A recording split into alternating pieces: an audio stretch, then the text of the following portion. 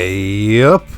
Right, just for a bit of fun today, I thought we'd do a bit of a comparison of the new Royal Enfield Shotgun 650 and the now well-established Super Meteor 650, and my sort of rationalisation and explanation of the Royal Enfield model lineup and why the different models have been released in the order that they've been released. Now, I'm just going to express my opinions in this video. You don't have to agree with them. After all, we all see, different motorcycles in different ways. Now, I've made separate videos on both these bikes. I did a series of reviews on the Super Meteor earlier this year where I had a chance to sort of test one for a week or two. The Shotgun, of course, is a different kettle of fish. Very few people have had a chance to ride one. And for the most part, I'm drawing conclusions just from the way the bike looks.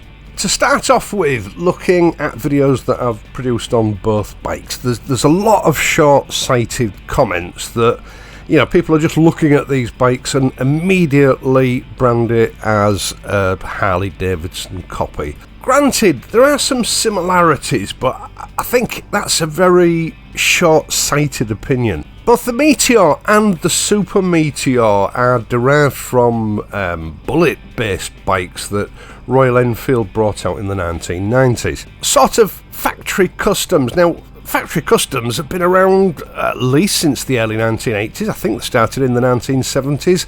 Most of the big Japanese Ford manufacturers were turning something of that ilk out. And what you've got to realise is that there's nothing unique about the Harley-Davidson style. Harley-Davidson was just one of the motorcycle manufacturers back in the day that were turning bikes out in this format. It just so happens that whereas the other manufacturers fell by the wayside, Harley-Davidson continue to produce the same machines decade after decade after decade. It's a chicken and egg argument that in the greatest scheme of things means absolutely nothing. Now, back in the 1990s, in order to try and increase their market, Royal Enfield made some bullet-derived models along the lines of a cruiser. Remember, these bikes were based on the Bullet. So, believe it or not, is the Meteor and the Shotgun. If you look at the style of the chassis, it very much contains the old Bullet heritage. And we know that there's a classic or a Bullet 650 coming to our roads sometime, hopefully in the next 12 months or so, which I dare say will be based on exactly this same chassis platform. I knew when I first saw the Meteor 350, and I think I actually commented on it in the video, that it was a Bullet-styled motorcycles from their 1990s lineup, and that I wouldn't be surprised if we do see a new Classic 350, and then hey presto, a year later, along came the Classic 350. That's exactly what we're seeing here with the 650 twin lineup.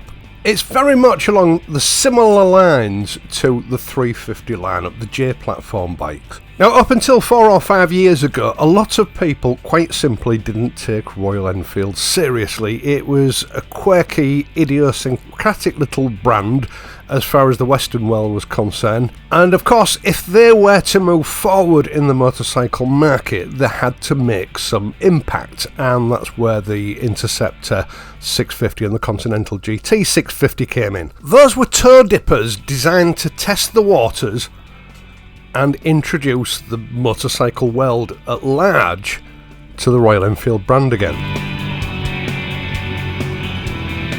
Now, those two new 650 motorcycles both had one thing in common. They were classic models based on old machines. No doubt about it, classic-inspired motorcycles at the moment are a big hit, but that's likely not to last forever. Any motorcycle brand that sits in that lane is taking a big risk by putting all their eggs in one basket. So Royal Enfield has had to take a softly approach by first of all introducing new classic models, mainly in order to sort of increase their credibility with customers, with a view to turning out some more modern machines in the future. And I think that's what we're just starting to see now. The original 400cc Himalayan was their first crack at this, a bike that quietly hummed along in the background, gaining a large audience in the end. But because of its engine capacity, it didn't really take off in the Western world the way you would expect a bike like that to. But don't forget, the Western motorcycle market is not a huge market compared to the domestic market and the rest of Asia. So after the Interceptor 650 and the Continental GT 650, next we saw the release of the 3J series platform motorcycles. In order to cater for the Asian market, the market that brings the real money in. And once they got those three motorcycles out of the way, it made sense that they could then start gunning for the Western market. So we saw the Super Meteor 650, and then, probably less than a year later, the new Himalayan 450, which sort of straddles both the Asian and the Western market. And then, before anyone had had chance to recover from that, the shotgun was introduced. This bike isn't a classic, nor is it a custom, or factory custom. It's not a bobber. This is a modern bike built to traditional aesthetics. And in this context, the word traditional shouldn't be confused with the word classic. Now, this bike was introduced to us as a single-seater, but if you look closely, it's got rear pillion pegs, so clearly there is going to be an option there for a pillion seat. But look at the lines and the aesthetics of this motorcycle. When you just see it in silhouette, what you see is the outline of Royal Enfield's well-known classic motorcycle. It's the silhouette of a motorcycle that's been in production for almost 100 years, with the model that they've shown so far being cunningly disguised with a disruptive modern paint scheme.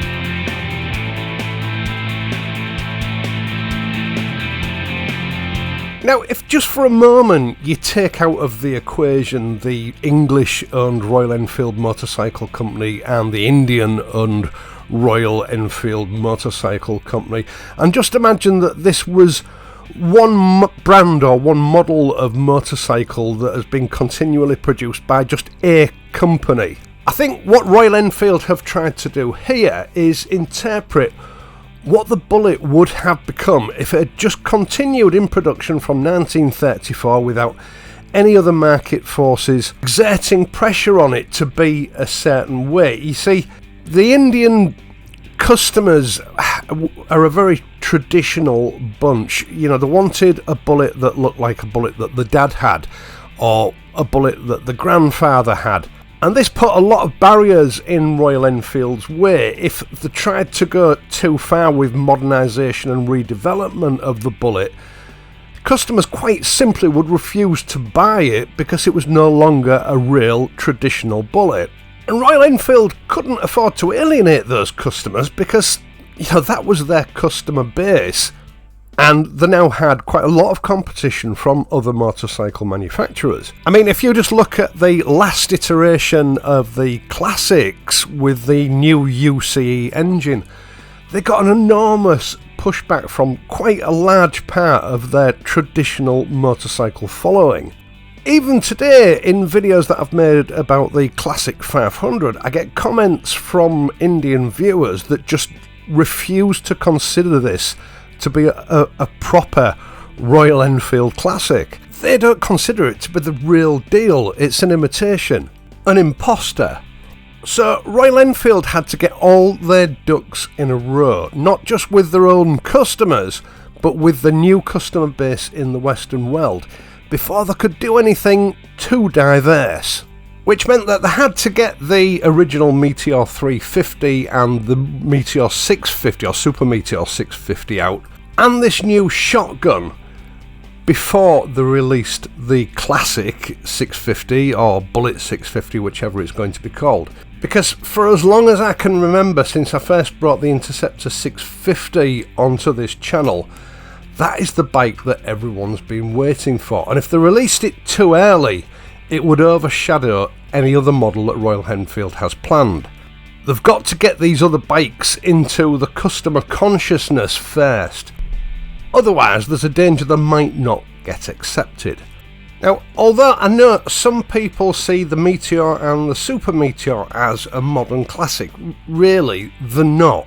They're sort of utility cruisers, which is still a very relevant segment of the modern motorcycle world. They're thoroughly modern motorcycles that just sort of lean towards a particular aesthetic, with the likes of the Hunter, the Interceptor and the Continental GT, along with the new Bullet and the classic 350, all taking their place in the modern classic lineup. The shotgun is something very different. It follows a traditional aesthetic and style. It's not trying to be a modern classic, it's not trying to be a cruiser. It's just a modern motorcycle that follows a traditional motorcycle design, because the truth is that traditional motorcycle design is the most versatile motorcycle design of all. It lends itself well to everything. It's a weekend pleasure motorcycle, a daily commuter and a tourer all rolled into one, and it fulfills all of those roles with equal aplomb.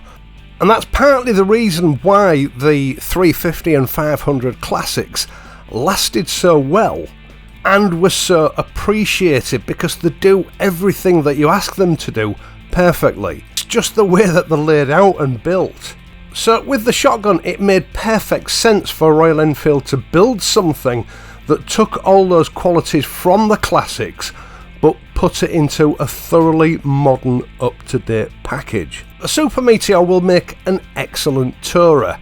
It'll be great as a weekend pleasure machine, but when it comes to commuting, that won't be where it shines.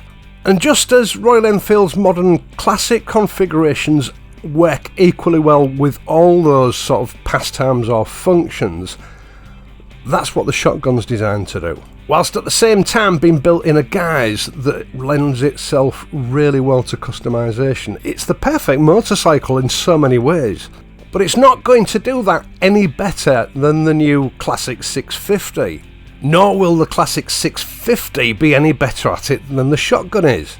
So I think what Royal Enfield have done here is they've given you the same bike in two flavours: modern contemporary and modern classic. Or at least they will have done when we finally see the 650 Classic on the showroom floors. Now, I think what has confused some people is that obviously with the J platform, they brought out the Meteor, then they brought out the Hunter, which is a sort of a baby Interceptor, and then they brought out the Classic. Yet the equivalent of the 650 J series, if you like, has followed a slightly different format. Yes, we've got the Super Meteor, which falls in line with the J series, and we know that we've got a sort of a classic 650 coming, but the Interceptor 650 already exists, so that position in this lineup had to be substituted with something else. And I personally think the shotgun was a stroke of genius, because it's going to fulfill a much wider base in desirability than the Interceptor ever could. About 5 years ago, Siddhartha Lal announced that Royal Enfield intends to dominate the middleweight class of motorcycle on the market over the next few years. And I think that in the future, the shotgun is going to prove to be a huge component in that domination strategy. Now, obviously, I don't really know what's going on in the heads of the design team and the marketing strategists at Royal Enfield. I may be completely off the mark, but to me, this all makes perfect sense. It's been a very strategic play out in sort of design and release tactics that I know has confused a lot of people, including me. There are times when, you know, what Royal Enfield does just doesn't seem to make any sense. It's not until the whole model lineup has got bigger and then you've been able to stand back and view it and consider the timescales to realise what Royal Enfield have been doing It's been a trade-off for them. They've had a very political role to play in keeping their older traditional customers happy whilst modernising and updating their range of motorcycles, winning over new customers in the Western world and establishing a good reputation for themselves. It's clearly been a bit of a juggling act at times, but I think it's been very successful. Let me know what your views are. Do you think I'm close to the mark? Do you think I'm way off? Or do you have other explanations as to why they've done what they've done when they've done it? Once again, thank you so much for taking the time to watch this video and my other videos, and doing so helping to support this channel. I really do appreciate it. I would also appreciate it if you would leave a like and consider becoming a subscriber if you're not already a subscriber. You can support the channel in other ways via Patreon or via the super thanks button down below. Either way, it's much appreciated. I will of course be back next week, so until then, if you're riding, ride safely, and I'll see you soon.